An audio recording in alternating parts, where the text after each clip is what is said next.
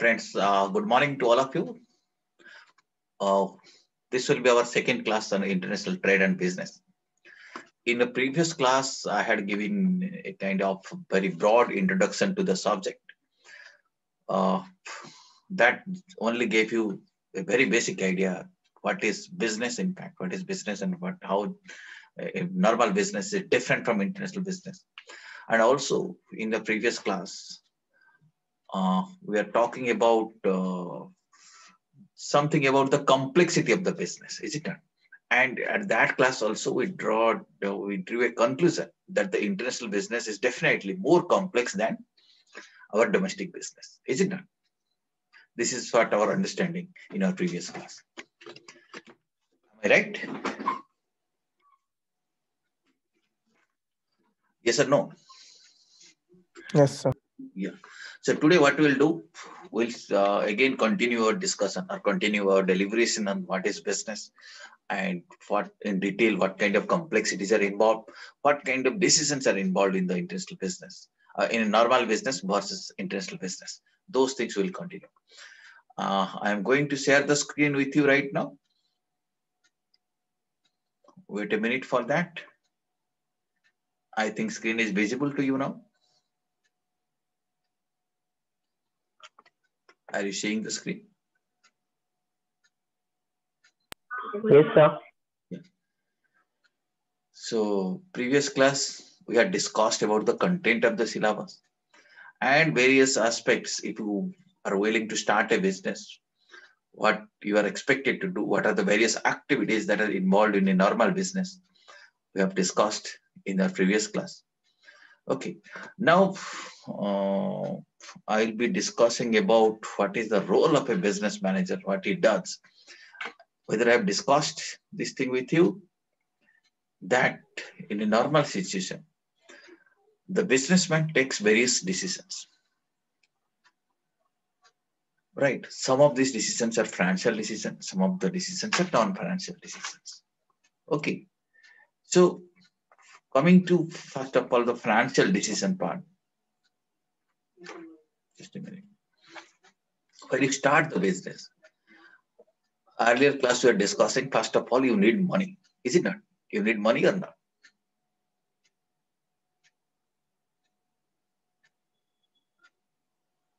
Do you need money? Yes, sir. Yeah.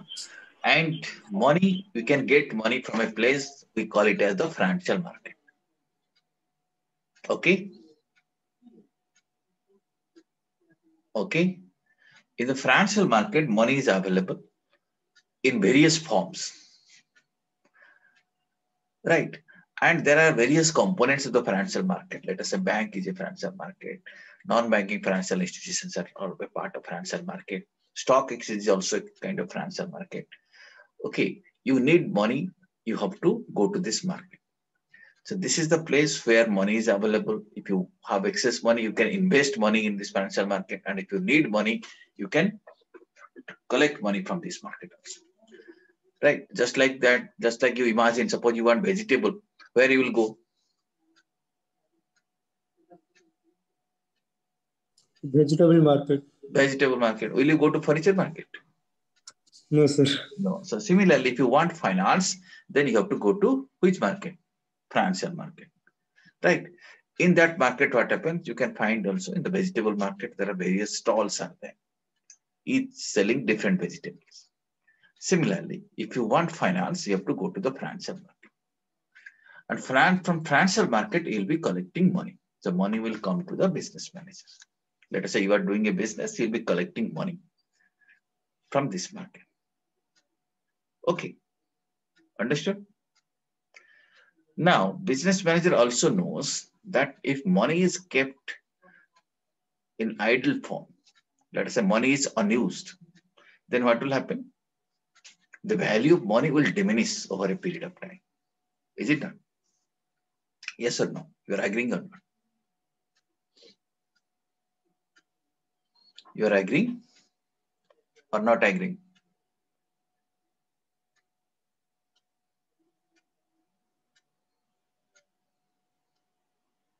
Please keep on responding. Sir, how money can diminish its value, sir? How money can diminish its value? Okay, you see, let us say today you are having 100 rupees. Okay. Yes, sir. And let us say right now you are having 100 rupees. Let us assume that in 100 rupees you can get 20 cups of tea. Yes, sir. Let us say after 1 year, we'll go to the market with the same 100 rupees. Is there a guarantee that you will be getting 100 cups of tea, or there is a possibility that you can get less quantity of tea? So it depends on that price of tea. Yeah. If it will increase or decrease. What is the possibility? You'll be getting more, you'll be getting less. Less. You'll be getting less. Take another example. Suppose now 100 rupees you are getting some amount of petrol. Let us say after 1 year you go to the market. Will you get the same quantity of petrol, or there is a possibility that you can get less? Sir, Get less. possibility less. There is possibilities that you can get less. When you are saying that you are getting less, yes, what happens? You are saying that the price of petrol has increased. Is it not? Or price of tea has increased. Yes, when you say price of tea has increased, that means the value of money has decreased. That means earlier, let us say today, by spending 100 rupees, let us say you are getting 1.2 liters of petrol. Maybe after 1 year, you will getting 1 liters of petrol.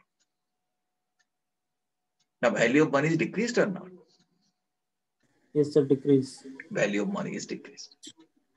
Okay, value of money is definitely decreased. Okay, did you understand now?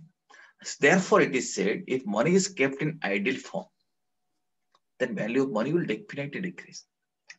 So as a businessman, let us say you want to do any kind of business, whether domestic or international, what is expected of you? That you should also use the money in such a way that value of money increases. Or money give you some kind of return.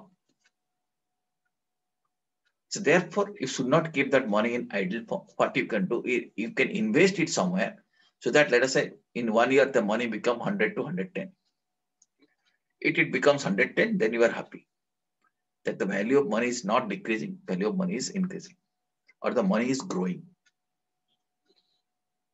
Did you understand? Yes, sir. Okay. So that is what every businessman does. Or that is the, you can say, the basic concept behind every business. So if money is kept in idle form, it will lose its value. Therefore, what any businessman do, he converts the money into some other asset. Okay. He may purchase his own stock. He may purchase plant and machinery. He may purchase some other asset. He may purchase a building. Why do they do so? Because they know if we convert it into some other thing, the value will grow. Or at least he can convert it into fixed deposit. You know the value will grow. Is it not? Yes, sir. Yes, sir. Value will grow. Okay. And that is the effort every businessman makes.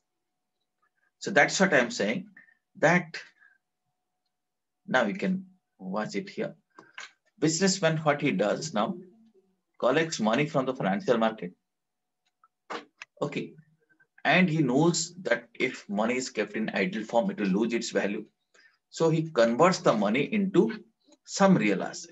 So he gives the money, converts it into some real asset. Some real asset means it may be plant and machinery, it may be a fixed deposit, it may be your stock, anything. Okay. Money has to be converted into some real asset. Are you agreeing with this? If money is converted into some real asset, the real asset will give some return. So when you're purchasing, converting the money in the business stock or business assets, that will give some return. So return is again coming to the business manager. Okay. Are you getting? Yes, sir. Now, once return has come to the business manager, now again money is coming to him. Now he has to understand that this return, which comes in the form of money, part of this needs to be returned to the financial market. Part of it needs to be returned. Why it is to be returned? But let us say someone has giving you loan. What you are supposed to do? You are supposed to return it back. So when money comes in, you have to return it. Or let us say somebody has given you some loan with interest. You have to pay the interest. Okay. Or somebody has invested money in your business as your partner or as an equity investor. Then you have to pay him the dividend. You have to pay a share of profit. So the part of the money has to be returned, and the part of the money also needs to be retained in the business.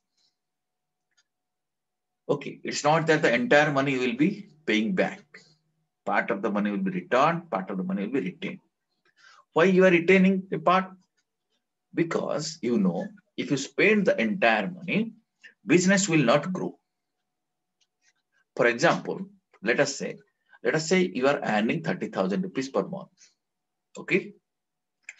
And let us assume you are spending the entire 30,000 rupees. Will your wealth grow if you do like this? Every month earning 30,000 rupees and spending 30,000 rupees. Whether your wealth will grow in this situation? No, sir. No. But let us say you are earning 30,000 rupees and you are spending 28,000 rupees. What will happen? At the end of the month, your wealth is growing by 2,000 rupees at least. Is it not? This means you are becoming richer by 2,000 rupees. So every month, if you do this, you will be going richer and richer by 2,000 rupees each by the end of each month. Are you getting? And if you invest that 2,000 rupees, that 2,000 rupees will grow. Are you getting? And that will bring more wealth. And that is how you will be able to maximize your wealth. Did you understand the concept? Yes, sir. Understand. Did you understand? Yes, Why sir. we need to understand? Because we need to understand the business. Then only we can understand the complexity of domestic business as well as international business. Now, if you see, these are the entire activity. That is what businessman does. Are you getting? Any query you have after this? If you have any query, you may feel free to, you can unmute and speak. Yeah. So that is what we're discussing. You see, you can say this is a broad format of any business. Money needs to be collected.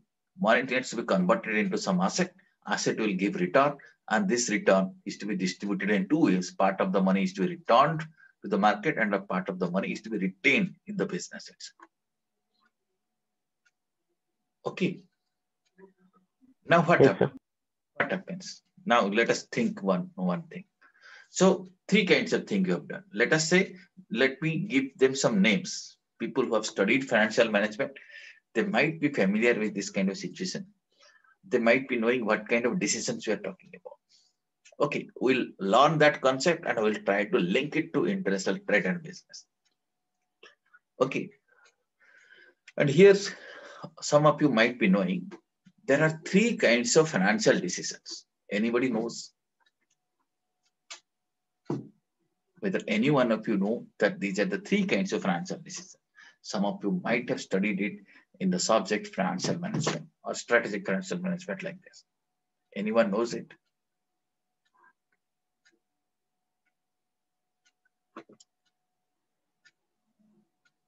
Yes or no? If you don't know, then also fine. No, sir. No. Okay. Have you heard of investment decision, financing decision, dividend decisions? Have you heard of or not?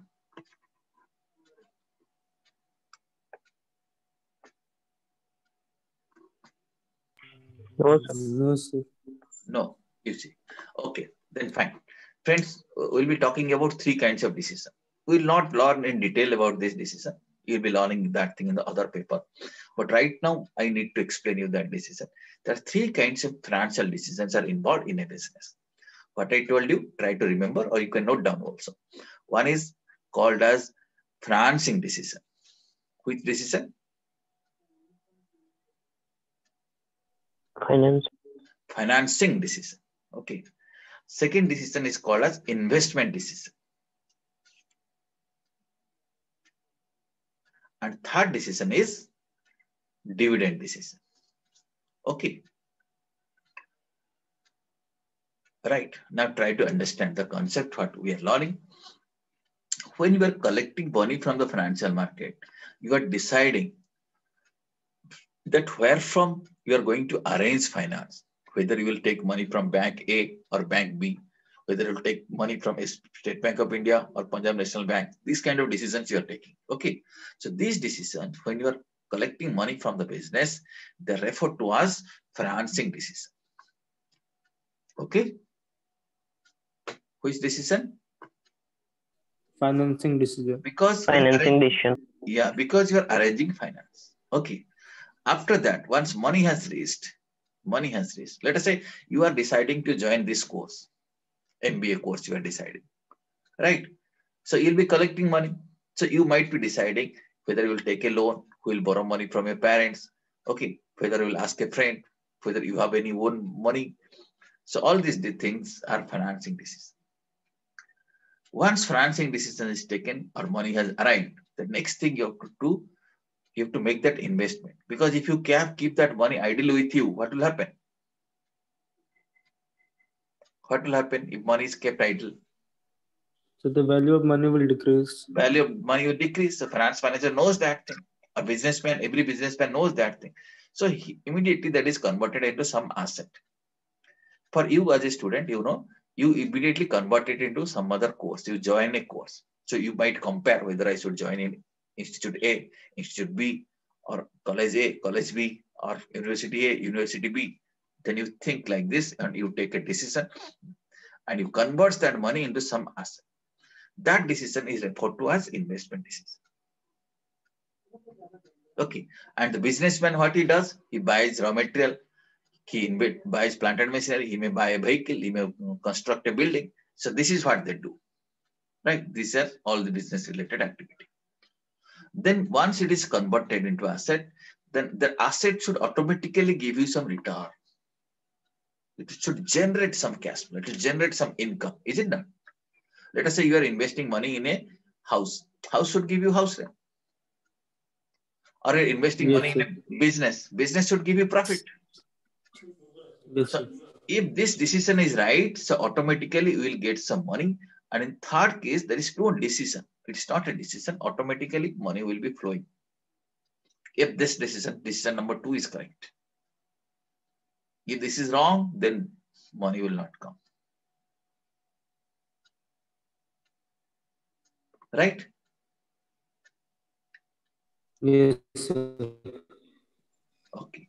Now, once money has come to the business manager, now he has to take the fourth decision, which is referred to a dividend decision. Here, what he does, he decides that how much money is to be distributed to the market, in the market, and how much money is to be retained.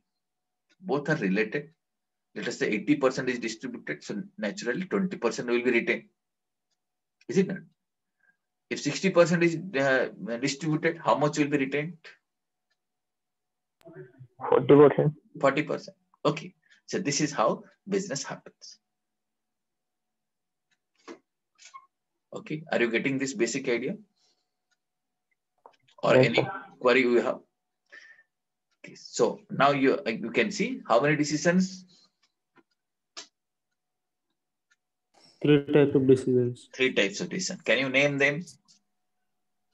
Financing decision, then investment decision, and dividend decision. Okay. So that is, these decisions are true in every kind of business. 3 kinds of financial decisions. We'll be talking non-financial decisions also. First, we are covering financial decision. All these 3 are financial decision every businessman takes. Okay. Now let us say first decision, financing decision. Here, what we'll do, we'll arrange money from market, financial market. Okay. Yes, sir. Yes or no? Now I am giving you an example. Suppose I'm asking you to buy some vegetable, something like that. Let us say I'm asking you to buy a kilo of potato. Can you buy it?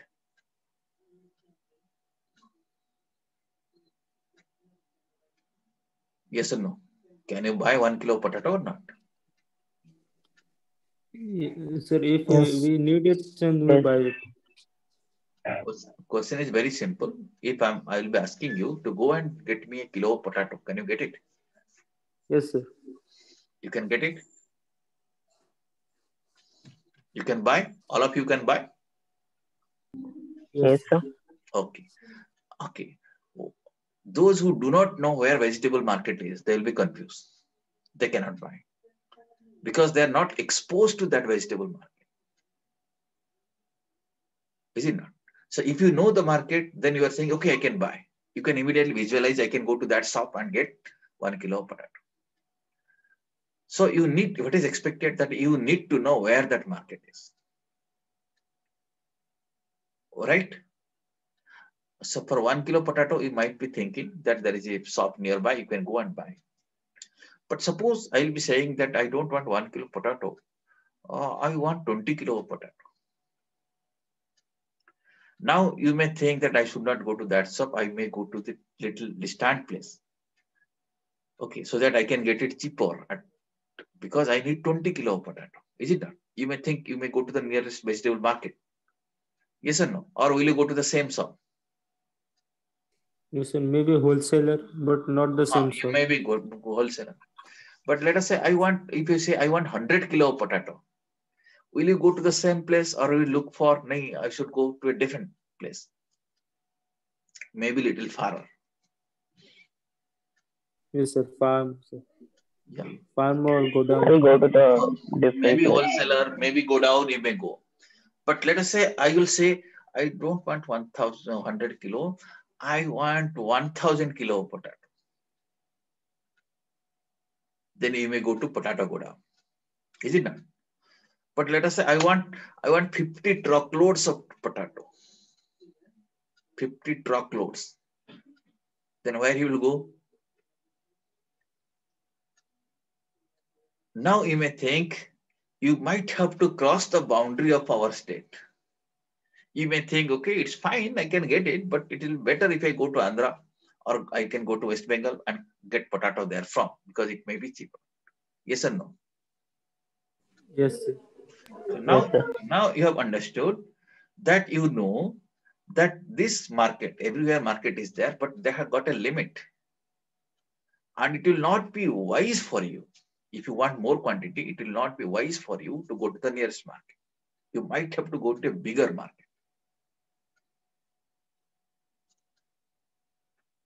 And that will come only when you understand the market. If you know where these markets are located, then you can immediately take a decision. Okay, I should go for this. For 1 kilo of potato, I should go here. For 100 kilo, I should go there. For 1,000 kilo, I should go there. Okay, for 10 truckloads, I should get it from that place. So now, do you understand? The knowledge of market is important or not? Otherwise, you'll be able to take a wrong decision. Is it not? Suppose for 1 kilo, you go to Yes, Andhra sir. Pradesh. It will be very costly for you. Yes, sir. It will be very costly for you. Is it not? So that is what. For appropriate market, you have to select. Okay. And in which stage you are crossing the boundary of the state? Because quantity is so high that if you feel only when I go beyond the state, I'll be getting it at a low cost. Did you understand? And same Yes, thing sir. also applies when you need money. You can get money from banks. You can get money from stock exchange. But stock exchange will be farther. Is it not? If you go far, there is a possibility that because you think this much of quantity money may not be available at the bank, you have to go to a different market.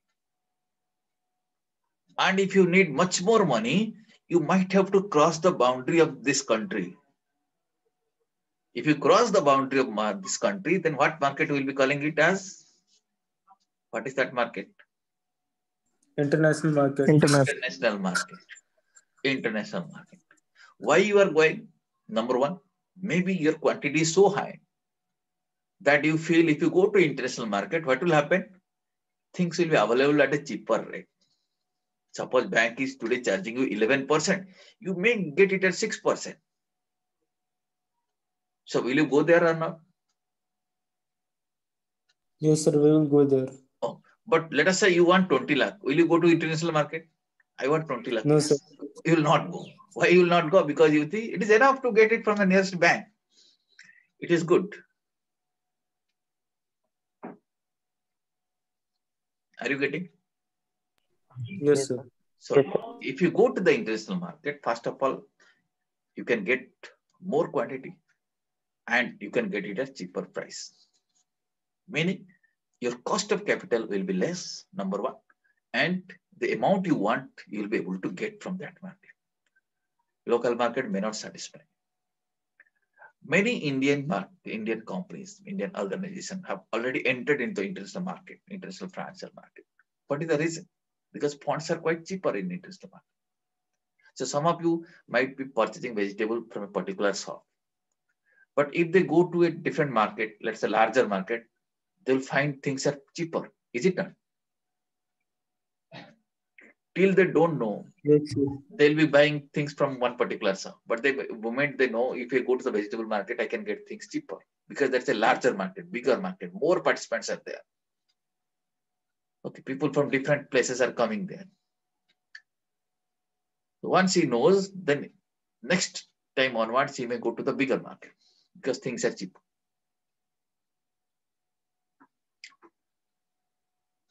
Are you getting? Yes, sir. Got some fair idea. Similarly, when you want to make investment,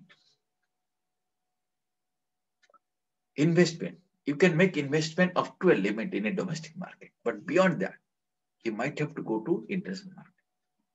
Let us say you are selling your product. Okay, market is limit. Let us say domestic market is saturated. You may think it is time to enter into international market. You can sell your product. Okay, prices might be different. Okay, when you are buying asset, you can go to international market. Suppose you are buying a particular machine, you find in India it costs this much, but you can check it. If international market is cheaper, then you will definitely buy it from outside the country. Yes or no? You are agreeing or not? Yes, sir. Okay. Similarly, when you are taking money from international market, the people who are giving you money, they must be located in different places. Some investor might be in US, some investor might be in Australia, some investor might be in Russia. So people are located in different places. So when you distribute dividend to them, the distribution decision also becomes an international decision because their expectations are different. Okay, what an US investor expecting, US investors might be expecting, let us say, 6%. Maybe some of the other investors expecting just 4%. Right? So like this, the moment you enter into the big international market, we need to understand that you are exposed to a bigger market, but at the same time, the complexities are different. Complexities are more. Risk is also more. Okay, friends? Did you understand this? Yes, sir. The previous class, again, in the last class, I think we had discussed about the basic meaning of international business. At that time, I had told you. So this means when you talk about international business, it means business activities beyond the geographical boundaries. That means at least two countries must be involved. Two different countries must be involved in that business transaction. It can be any transaction, but at least how many countries? Two different countries must be involved. Or to put it differently, we can say, if significant foreign operation is involved in a business, we'll call that business as international business. Significant foreign operations. Not that one or two simple transactions, one export or one import. Is not like that. But significant, you can say, foreign operations are there. We'll referring that business to as international business. Okay. And nowadays, business means international business. Day by day, the share of business, international business is growing. But issue here is that the moment you enter into international business, you're exposed to an external environment. Right? International market, you can say that vibes are different. And international market environment is different. Risk is also different.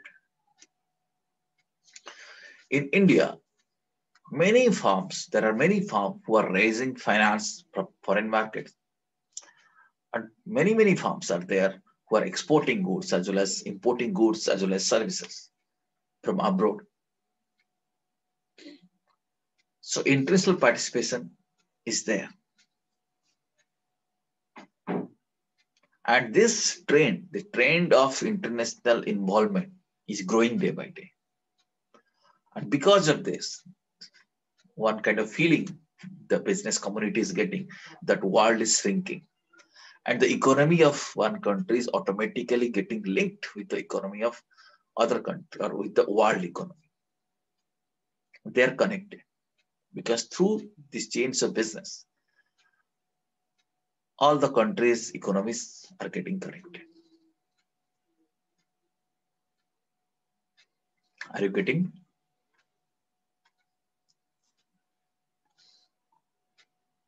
Are you getting? Yes, sir. Yeah. Now, okay. Just a minute. Let me share the screen once again.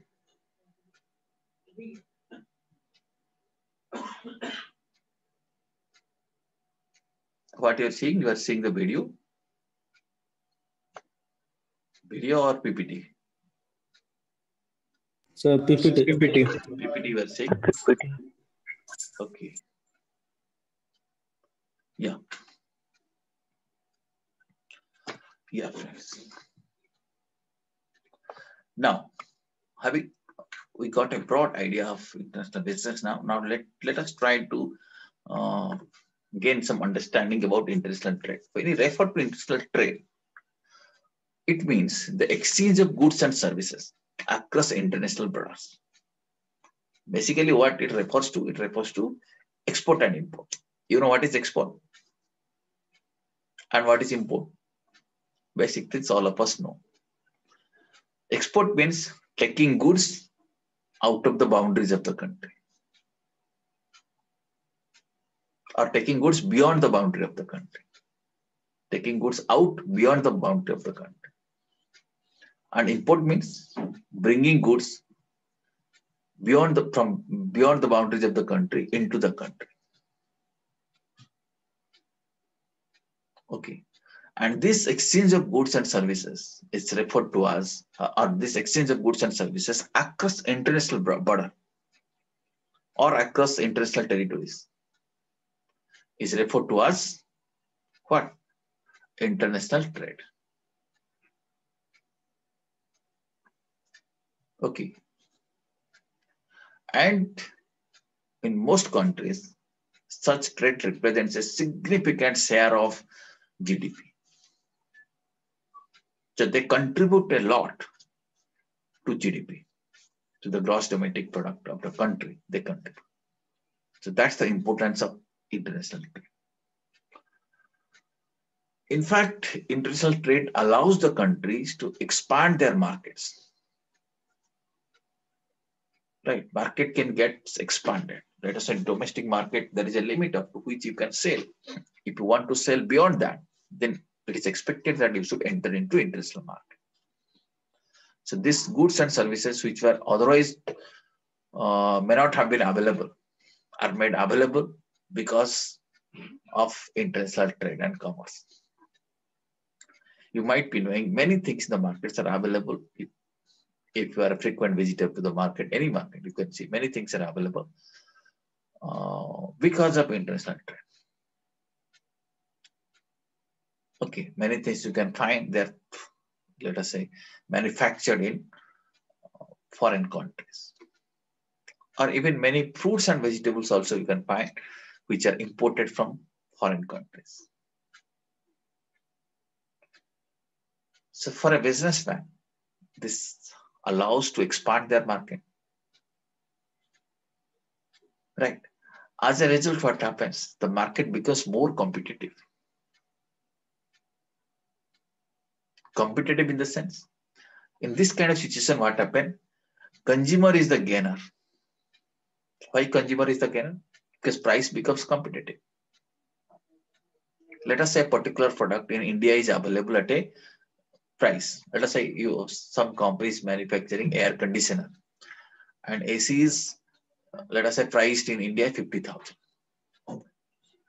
Okay, but let us say same AC is manufactured in, let us say, South Korea, and it is available at, let us say, 30,000 rupees landing cost. So since cheaper products are available and the market is competitive, customer gets benefit. Are you getting? Yes, sir. Yes, sir. One thing is that more number of products are available, which otherwise would not have been available. But thanks to international trade, all these things are available. And it's available that too at a cheaper price. So consumer is benefited or not? Consumer is benefited in terms of cheaper quality and cheaper price and availability of the product. And it's also a win-win situation. Not only consumer, producers are also benefited. How they are benefited? Because their market is getting expanded. Because in their country, there is a limit to sell. There is a limit up to which ACs can be sold. Beyond that, one has to go to international market. Are you getting this? Yes, sir. Now, let us, if you summarize at this stage, the key takeouts of our discussion is something like this. First of all, we have understood international trade is the exchange of goods and services. Okay, between the countries. So goods as well as services. It can be any kinds of goods, capital goods, revenue goods, and it can be any kind of services also. Maybe banking service, maybe insurance service, consultancy service. In all these areas, international trade happens. Okay, and this kind of international trade gives the consumers and the countries an opportunity. Okay, consumers are exposed to more goods, and countries are also exposed to bigger market. And these goods and services would not have been available in absence of international trade. And even if it would have been available, it could have been more expensive in domestic market. If same thing is produced in the domestic market, it could have been more costly. But thanks to international trade, it becomes little cheaper. Did you understand the importance? And Yes, sir. these concepts of international trade are not only now, it was recognized by many economists like Adam Smith, David Ricardo. They've already recognized, and at those time also they have developed certain theories. And our syllabus, our classes will be, our syllabus covers these theories also. So when we will be covering the theories of international business, we'll be discussing all these things. To what extent international trade is beneficial, or to what extent it is not beneficial also. Right? So some people still argue that international trade has a bad impact or unfavorable impact on small nations. Okay, it has got a lot many disadvantages also. So both the things, advantages as well as disadvantages, will be learned in our theory. Up to this, is it clear, or do you have any specific query?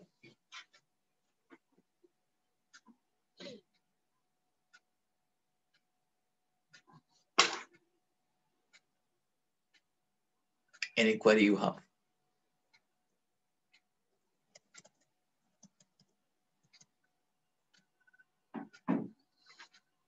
Yes or no? No, sir. Did you understand it clearly? What Yes, is sir. international business? But before, again, I repeat, before understanding international business, it is important for all of us to understand business first. And our understanding as of now is that business involves what? Decisions.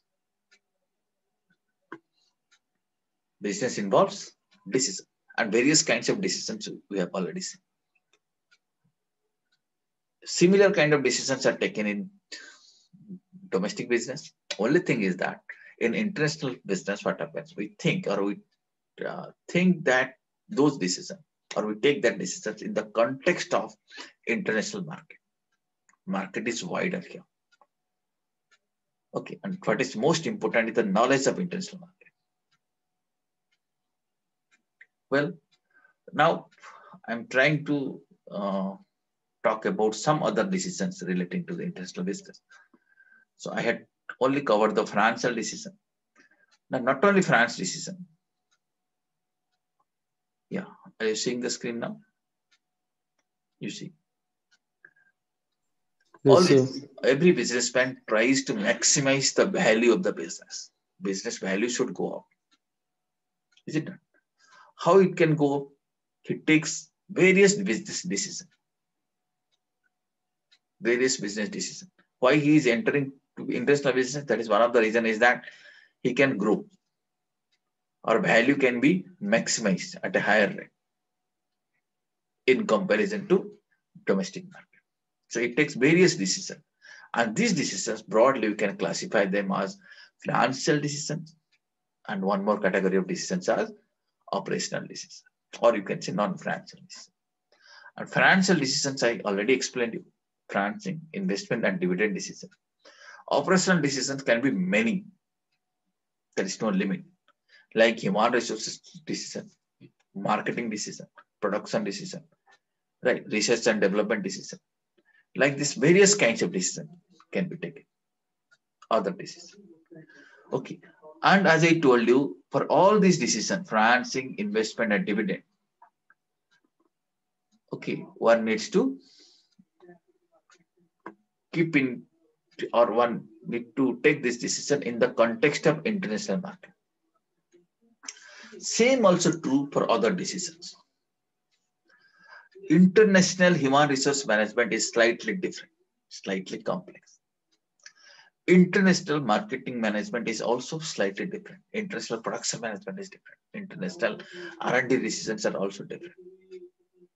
Okay, so all these decisions has to be taken in an international context. And these decisions, when they are taken, as you can see, how these decisions are taken. When decisions are taken, in every decision, we focus on return. That means we want to see how much we'll be earning. Yes or no? But at the same time, we need to remember that when you earn or we focus on the return, we also take risk. Are you getting? Yes, sir. Yes, sir. And now what do you think? In case of, if you compare domestic business and international business, where risk will be more? So international business. International business risk will be more. Because previous class also I had explained you the basic concept of fluctuations of foreign currency, is it not?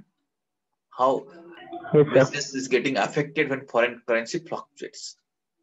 So that is an additional risk. If you are in the domestic business, you are not bothered about foreign currency fluctuation. So like this, Yes, sir. for every decision, since in every decision, foreign currency is involved, now risk will multiply. Okay. Then why businessman is taking so much of risk? Because he's expecting much more return. So the beauty of international business is that returns are attractive. But for that return, one should be ready to take the risk. And not only risk, one should also know how to mitigate the risk, how to address those risks. So what happens? A risk return trade-off is required.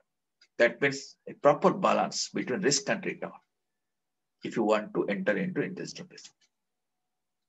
Okay, you need to balance the risk and return. But before understanding how to balance the risk and return and how to deal with all these kinds of decisions, one thing is extremely important. That is, again, to understand what is the meaning of return, what is the meaning of risk. Okay, then only you can take decision. Then only you can take some steps so that they can be balanced. For this much of return, how much risk I should take? Or if I have taken this much of risk, what is the return ideally I should expect? I should know or not?